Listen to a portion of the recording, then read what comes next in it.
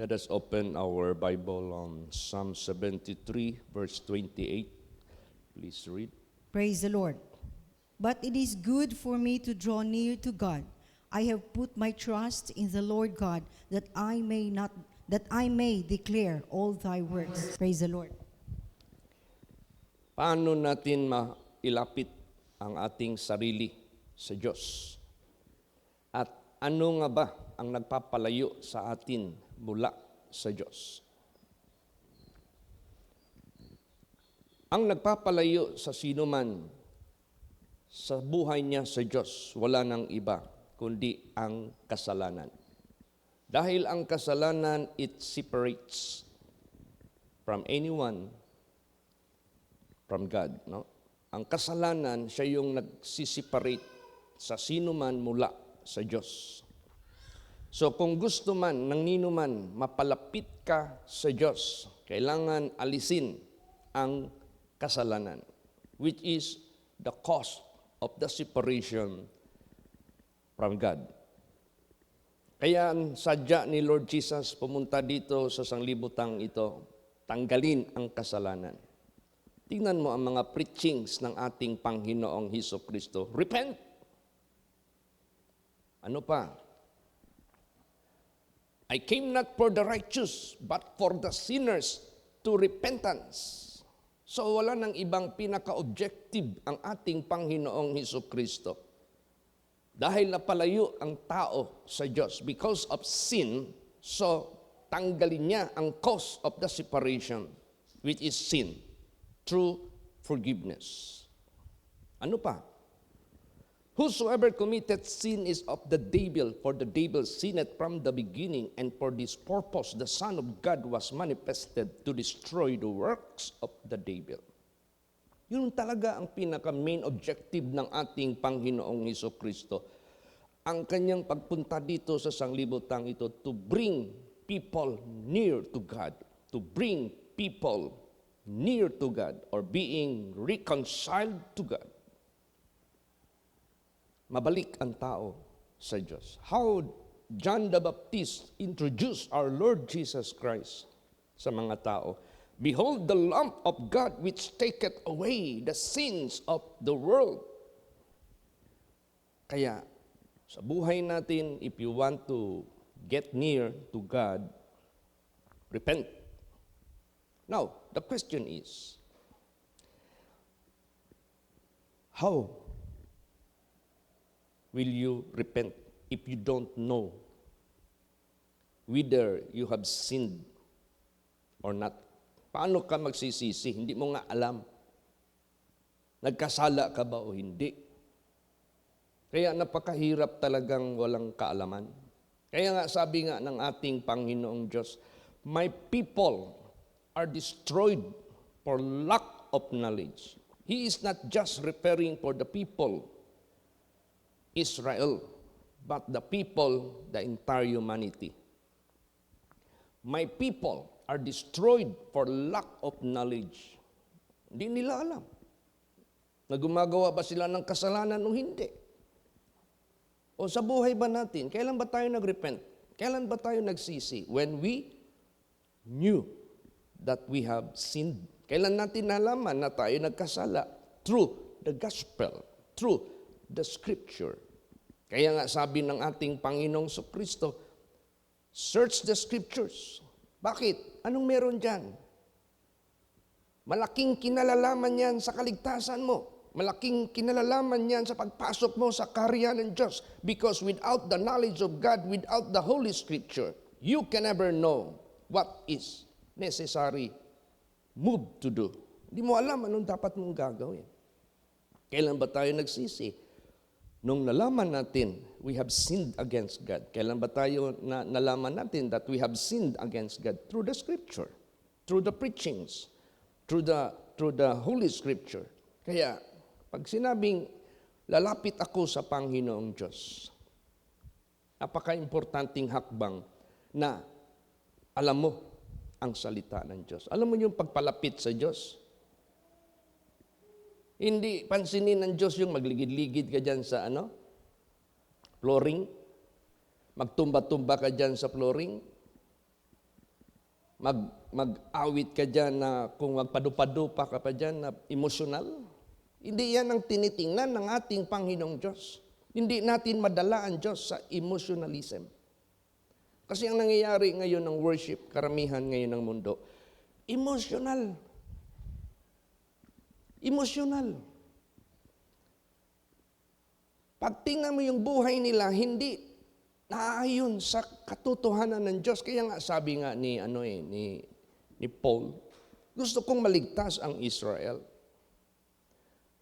But they have the zeal of God, but not according to the knowledge, because they establish their own righteousness and are not submit to God's righteousness. So saan ba mahahayag yung righteousness ng Diyos? Sa banal na salita ng Diyos. Ano ba ang makikita natin dito sa banal na salita ng Diyos? Do's and don'ts.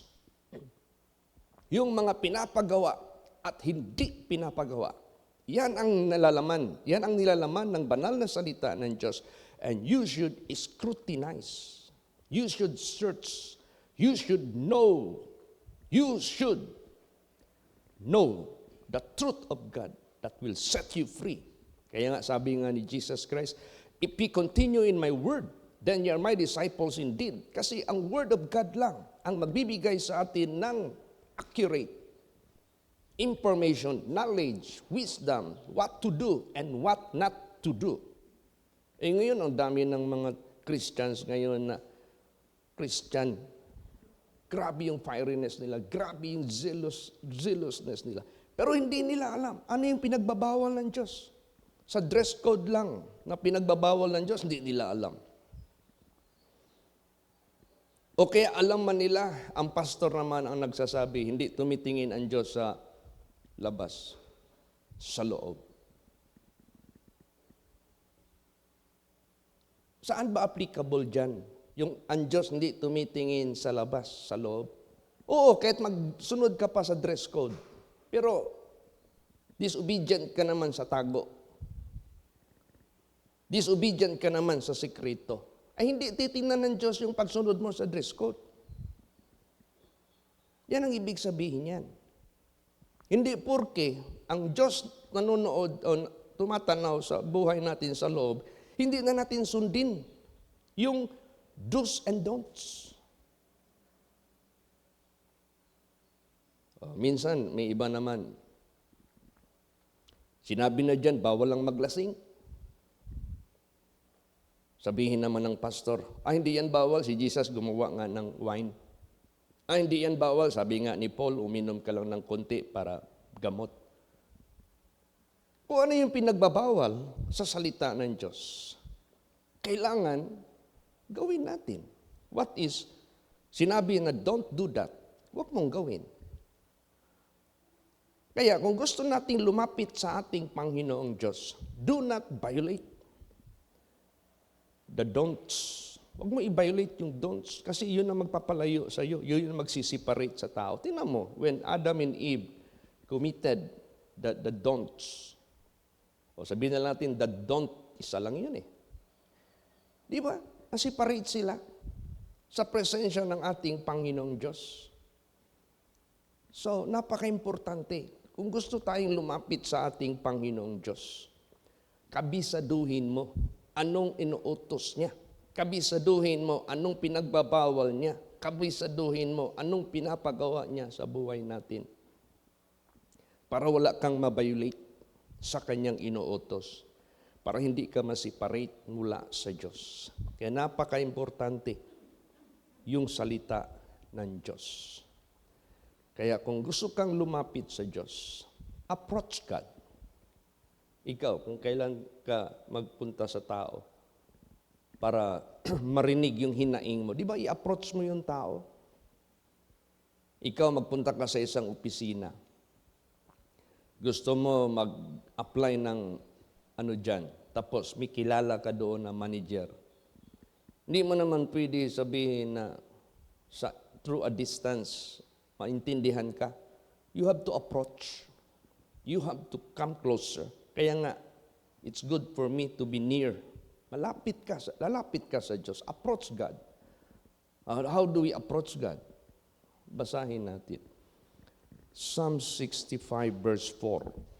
Praise the Lord. Blessed is the man whom thou choosest and causest to approach unto thee, that he may dwell in thy courts. We shall be satisfied with the goodness of thy house, even of thy holy temple. Oh, mapalad ang tao na pinipili mo at gumagawa ka ng paraan na mag-approach sila sa iyo. Like may problema, like may sakit, like may confusion, may mga queries, hahanapin nila ang Panginoon Diyos, lalapit sila. Saan nila yan ma-avail sa pag-approach sa Diyos? That He may dwell in thy courts. We shall be satisfied with the goodness of thy house, even of thy holy temple. Dito natin ma-approach ang Diyos sa sanctuaryo. Kasi dito natin ma-receive yung queries natin. Nag-pray ka pa lang dyan sa upuan mo. Meron kang katanungan sa Diyos. Ita-transmit yan sa Diyos, sa mga alagad niya. Sasabihin nila. Ganun yan. Kaya every time you have queries, approach God in the house of God. Kasi idadaan niya yan sa kanyang mga tagapagsalita. Praise the Lord. Ginagamit niya lang. Kaya tuwing mag-pray ako sa Message Jesus, kayo nakakaalam sa kongregasyon ng Davao. Alam mo yung anong nasa isip nila. Magsalita ka sa kanila through your servant. O di mag-meditate na ako kung ano yung dictate ni Jesus galing sa langit. I-input niya yan sa isip mo. I-search mo yan sa Holy Scripture kasi nandyan lang yan sa Bible. Kompleto yung Bible, nandyan na lahat. Lord Jesus, meron nag-invite sa akin ng birthday celebration. Hindi ko alam sino yung mga tao na mag-attend. Hindi ko alam anong nasa isip ng celebrant. Jesus, speak to them according to their situation, to their necessities. O di, pagpunta mo doon, meron nang naka-imbak si Jesus na sasalitain mo. Bago mo salitain, nandyan na, ready na, papakinggan ng lahat. Kaya, mabibless talaga sila by the grace of God. So how do you approach God? Come into the sanctuary. Come in the house of God. All your queries will be answered. Praise the Lord. Importante masyado ang knowledge sa salita ng ating Panginoon Diyos. Without knowledge and even lack of knowledge. Lack of knowledge not meaning to say you don't have knowledge. Lack knowledge, kulang. So kung kulang, hindi complete. Kaya nga sabi ni Lord Jesus Christ, you want to be completed, God can wait for you to be completed. You want to be perfect, God can wait for you to be perfect. So kung gusto ka maging perfect, gusto ka maging complete, anong require ni Jesus sa atin? Continue in my word. Praise the Lord. Because the word of mine, the word of God will make you perfect. So, patuloy ka sa salita ng Diyos. Hindi kaya ang ating pag-serve, pag-worship, puro emosyonal. Pag nakita ka dyan tao nakaluhod, nagtulo yung mga luha at saka yung mga sipon sa ilong, okay yan. Hindi yan. Hindi emosyonal. Ang tinitingnan ni Jesus Christ sa atin, how we keep His word. Praise the Lord. How we observe His word. Tingnan mo, saan nababatay yung kaligtasan ng tao? Sa pagpakinig sa pagsunod. Saan nababatay yung kapahamakan ng tao? Sa pagpakinig at hindi sa pagsunod. Ano pa kaya yung tao hindi nakikinig? Anong susundin niya? Malayo ka sa Diyos. Malayo ka sa kaligtasan sa Diyos. Pag ganun. So napaka-importante po na ang banal na salita ng Diyos ang siyang nararapat marinig, maintindihan ng lahat. Hindi kayang ano mo doon sa simbahan, performers, parang konserto. Pakita yung mga light effects, pakita yung mga kilos na natutumba, lumuluhod, nagsisigaw, hindi na makontrol ang sarili, filled with the Holy Spirit yan kasi hindi na makontrol. Tingnan mo yung mga tao dyan, hindi na makontrol. Puno yan ng Holy Spirit. Ang iba, nagtitremble na. Ang iba, hindi na malaman, naggugulong-gulong na pala. Ang iba, umiyak. Ang iba, humahalakhak. Ang iba, hihip lang ng pastor, natumba na lahat ang mga tao na nandyan sa harapan. Yan ang Hindi yan. That is not the manifestation of the move of the Holy Spirit. The manifestation of the move of the Holy Spirit is that the keeping of the Word of God. Praise the Lord. The move of the Holy Spirit is knowing what is in the Word of God. Sa dress code, walang kaalam-alam. Hindi nga masunod. Sa worldliness, hindi matanggal-tanggal. Nandyan pa rin. Compromiser pa rin. Umaawit ng gospel, umaawit ng worldly. Ang samantalang banal na salita ng Diyos, there must be separation from holy and worldliness. There must be segregation from righteousness and ungodliness. Ano ngayon ang maraming mga Christians ngayon? Nagmumukhang mga Christians, mga worshiper of God, pagkatapos at the same time, nagmumukhang mga worldly, nagmumukhang mga earthly, nagmumukhang mga walang kaibahan. There is no identity. Hindi naman pwede yan. Kasi ang ating Panginoon Kristo pumunta dito to segregate you from darkness, from worldliness, from ungodliness, from worldly lust, that you must live soberly, righteously, godly in this present world. Yun ang dapat makita. Yun ang tatak. Kristiyano. Yun ang tatak na ikaw ay malapit sa Diyos. Praise the Lord. Hindi yung show, ipapakita mo lang na. Hindi. Alam mo anong tinitreasure ng Diyos sa atin? Kaya nga sabi nga ng Bible, the trial of your faith, it's much more precious than of gold which perisheth. Bakit? Saan ba tayo ititest? Kung ano yung pinagbabawal ng Diyos, itutulak tayo ng dyablo to commit it. Test yan. Ngayon, we are being tested. Hindi mo ginawa yung pinagbabawal ng Diyos. Even how Satan tempt you. Precious yung ginawa mo. Sa harapan ng Diyos.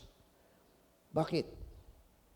Walang amount of temptation na nakatulak sa iyo sa paggawa sa mga pinagbabawal ng Diyos sa buhay mo. So therefore, you are keeping the Word of God.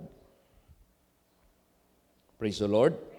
Yun ang tinitreasure ng Diyos sa buhay ng tao. How do you know the Word of God? How do you know what He is asking you what to do and what not to do? If you observe it accordingly, yan, precious yan sa harapan ng Diyos. Yan ang tinitingnan ng Diyos. Sino man ang bumabasa, nakikinig sa salita ng Diyos at ginagawa. Para katulad siya sa isang taong matalino, nagtatayo ng kanyang bahay sa ibabaw ng bato. O ano pang sinabi ni Lord Jesus? You want to be rich? Buy of me gold tried by fire. Gusto kang yayaman? Na meron kang mansion made of gold, meron kang eternal life, meron kang eternal glory, eternal joy, eternal peace. Napakayaman mo.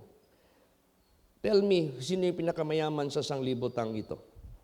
That he can afford to let him live without end. Wala. So, hindi siya mayaman.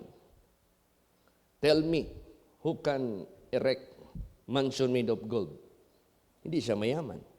Tell me, he could afford to buy a body which is incorruptible, immortal. Hindi niya mapalit. Hindi siya mayaman. Praise the Lord. Ang totoong mayaman, kung gusto kang yayaman, sabi ng salita ng Diyos, buy me of gold tried by fire. Sa mga pagsubok na dumadaan sa buhay mo, but still you keep the words of God. You apply the word of God. Ikaw ang totoong mayaman because you can afford to have eternal life. You can afford to have mansion made of gold. You can afford to have eternal glory. Amen? Praise the Lord. Ganun ang ka-importante. Kasi ang sanglibutan ngayon, dinadrama lang ng dyablo eh. Ang mga churches ngayon, dinadrama lang ng masamang espiritu. Gumagamit ng mga tituladong mga tao na kunwari, doctor of this, doctor of, puro mga doctorate. Ang importante,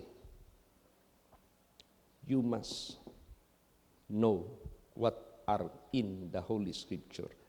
Kung ano yung pinagbabawal ng Diyos, do not do it.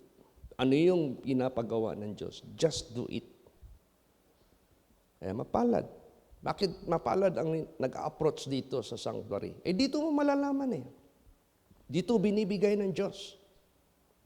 Lahat ng dapat mong maintindihan at malaman na huwag mong gawin ito at ito ang gawin mo. Pag ikaw ngayon sa buhay mo, isinalang ka ngayon sa mga pagsubok sa buhay mo at nakita ka na hindi ka nasunog, hindi ka nayanig, hindi ka nag-violate, hindi ka nag-disobey, sigurado yan. Yan ang totoo na pinaka-the best sa lahat ng buhay natin. So let us treasure. Alam mo yung magpunta tayo sa simbahan, ang dami kayang hadlang. Unang-una yung flesh natin. Gusto pang matulog, extend. Ang dami kayang hadlang. Yung ating mentality, gusto ko i-reserve ito sa aking hanap buhay. Ang daming mga isip. No. Let us treasure to be found in the moment there is giving of word of God. Nandito ka. Praise the Lord. Basahin natin. Psalms 84 verse 10. Praise the Lord. For a day in thy courts is better than 1,000. I had rather be a doorkeeper in the house of my God than to dwell in the tents of wickedness. Yes. Pag sinabing doorkeeper, you are not among those who are sitting, but you are standing. Keeper ka ng pintuan eh. Ikaw ang tigbukas, ikaw ang tagsarado sa mga pumapasok. So you are keeper. So you are far from the pulpit. You are far from the speaker. But yet, since you are inside, but just a keeper of the door, meron at meron kang benefit. Praise the Lord. Sabi niya, mas maganda pa kapag tanod ako ng pinto. Okay na sa akin yan, as long as I am inside of the house of God, rather than to dwell in the tents of wickedness. Anong makukuha ko doon? Anong knowledge makukuha ko doon? Anong benefit makukuha ko doon? Kasalanan, karumihan, kamunduhan, separation from the living God. Samantalang, if I am just a doorkeeper, I will treasure it. And I will make this the ratio, 1,000 sa labas. Mas mahalaga pang isang araw ko sa bahay ng Diyos. That is the ratio. Praise the Lord. Praise the Lord. That is the equivalent. Kaya napaka-importante. Ang simbahan, ang banal na salita ng ating Panginoong Diyos. Ngayon, sinabi dito sa unang verse, but it is good for me to draw near to God. I have put my trust in the Lord God that I may declare all thy works. Mahalaga itong ma-declare natin yung mga gawa ng Diyos. Remember, as you keep the word of God, you are like a walking epistle of God. Pag ikaw ay sumusunod sa banal na salita ng Diyos, para kang walking epistle of God, not written with ink, but can be read and can be seen in your personality. The holiness and the righteousness of God, makikita sa buhay mo. Because you are keeping the word of God, therefore, you are holy, you are righteous and perfect in the eyes of God. So how do we declare the works of God? the keeping of the commandments. Kahit hindi ka pa magsalita sa mga tao, as you keep the commandments, they can see, they can notice to you. Praise the Lord. Mapapansin yan. Hindi pwede na. So, ganun, i-declare natin. Basahin natin ang Psalm 66 verse 16. Praise the Lord. Come and hear, all ye that fear God, and I will declare what he has done for my soul. Yes. Let us declare what is the most important work of God in your life. God made you fat. God made you handsome. God made you beautiful. God made you tall. God made you dark and handsome. Or God made you unique. No. The most important and precious what God have done to you is to your soul. Praise the Lord. Sa spirituality mo, sa kaluluwa mo. Kaya sinabi dito, come and hear, all ye that fear God, I will declare what He hath done for my soul. Kung ano yung ginawa niya sa atin na transformation, kung anong ginawa niya sa atin in new life, anong ginawa niya sa atin na forgiveness, anong ginawa niya sa atin na strong in the spirit, anong ginawa niya sa atin na new creature, yun ang pinaka, the best na nangyari sa buhay natin. And let us declare it.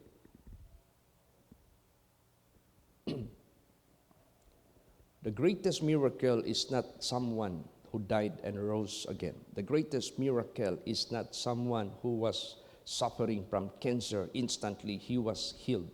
The greatest miracle is no other than yung benefit ng kanyang kaluluwa. Salvation. Praise the Lord. Yan ang pinakamalaking miracle. Bakit? Satan can raise dead.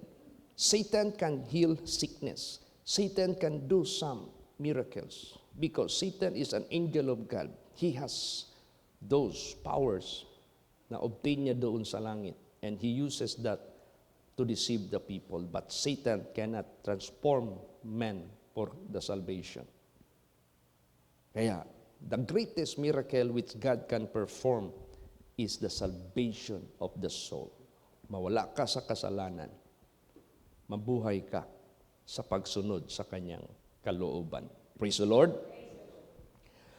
Basahin natin. Psalm 71:17. Praise the Lord. O God, thou hast taught me from my youth, and hitherto have I declared thy wondrous works. Yan. Ano ba yung wondrous works niya? Yung wondrous works. Yung kaluluwa mo. Paano ka naligtas? Ang dami. Alam mo, meron akong kaibigan dito sa Deka. Sabi niya sa akin, Pastor, na ako'y kaila ba? Ako nang gitawag na tatay. Ano man, tatay man mo. Mura naman akong tatay, kaya na ako'y problema, na ako'y balatian sa akong pamilya. Huwag to ramidig to. Ay, bisag unsang balatian. Ayaw jud ka. Ayaw jud ka. See?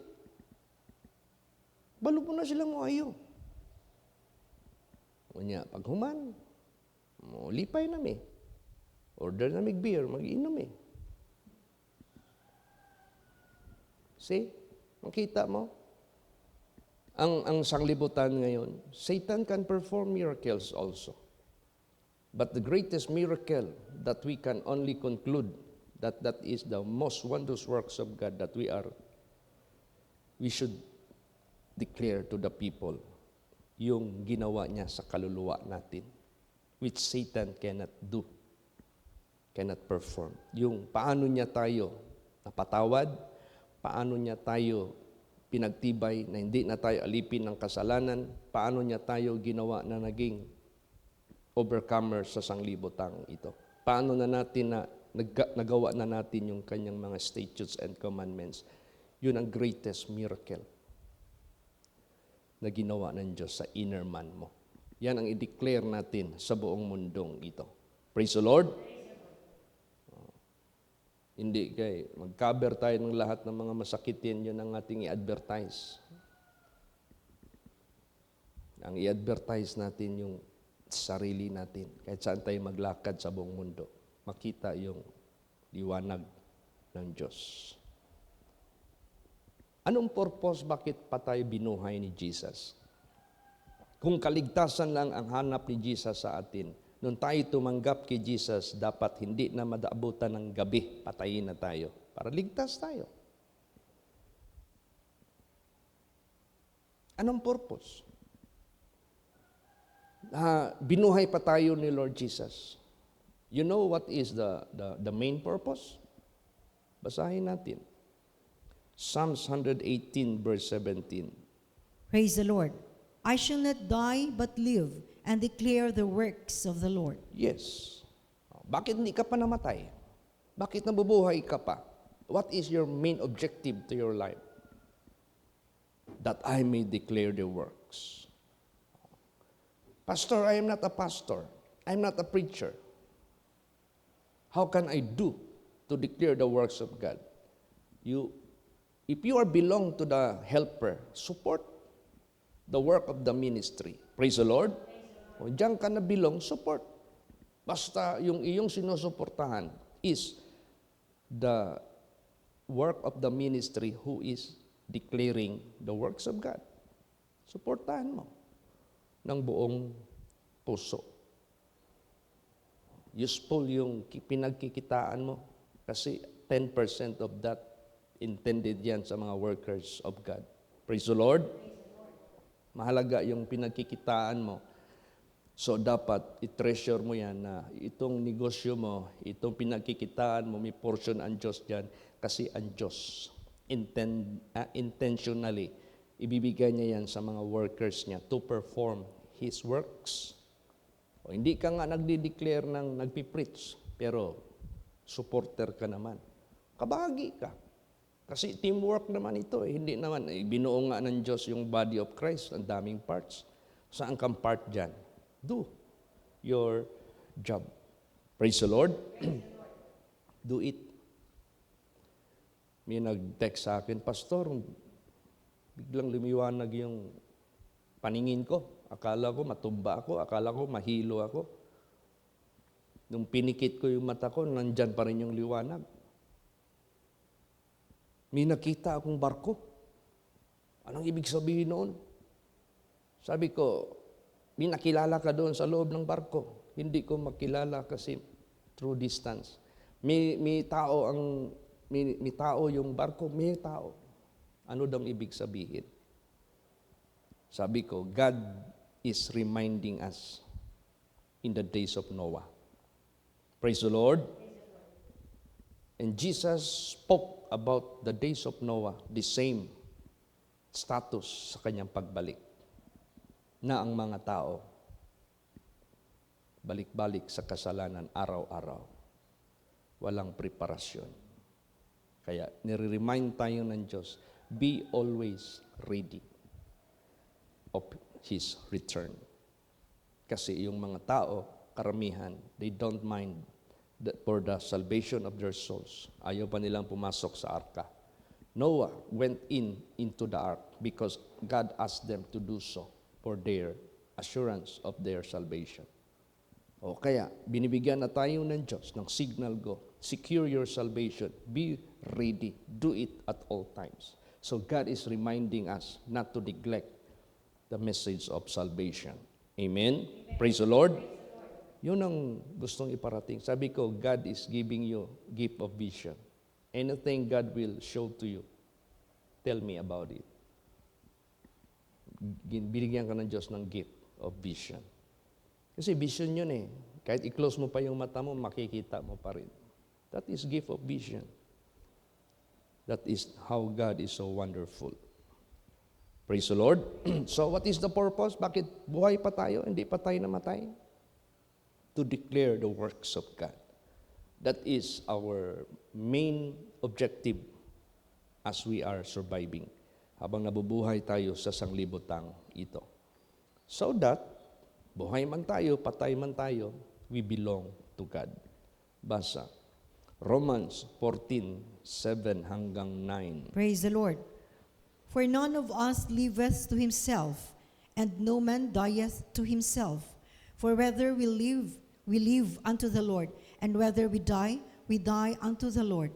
Whether we live therefore or die, we are the Lord's. For to this end Christ both died and rose and revived, that he might be Lord both of the dead and living. Yes. Walang nabubuhay sa sarili niya.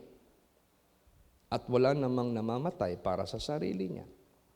Mabuhay man tayo, sa Panginoon tayo mabubuhay. Mamamatay man tayo, mamamatay tayo sa Panginoon. Mabubuhay man o mamamatay man, dapat huwag tayong mawala sa Panginoon. Huwag kang mawala. Ano bang makapagbigay sa iyo na mawala ka sa Panginoon? Kasalanan. Ano bang makapagpanatili sa atin sa Diyos? Keep on obeying His words. Praise the Lord. To this end Christ both died and rose and revived, that He might be Lord both of the dead and the living. Jesus was the example. Whether you are dead at His coming, God resurrected. Jesus was resurrected, so He can resurrect you. Kung buhay ka man, God ascended into heaven. You will be ascending also in a twinkling of an eye. There will be ascension for those who are living. There will be resurrection for those who are dead. Kaya kahit saan man dito sa dalawa, what is important? We are of the Lord. Huwag tayong masiparate mula sa Kanya. Ang dami kaya nating pwedeng sabihin. Alam mo ang pinaka-importanting testimony natin? Hindi yung pinagpala ka sa material, pinagpala ka sa literal, sa financial, shallow yun. Ang pinaka-the best testimony sa buhay natin, what God hath done to your soul. Praise the Lord. Kasi hindi yan magsalita ka ng pinagpala ka, ang daming mas mayaman pa sa'yo.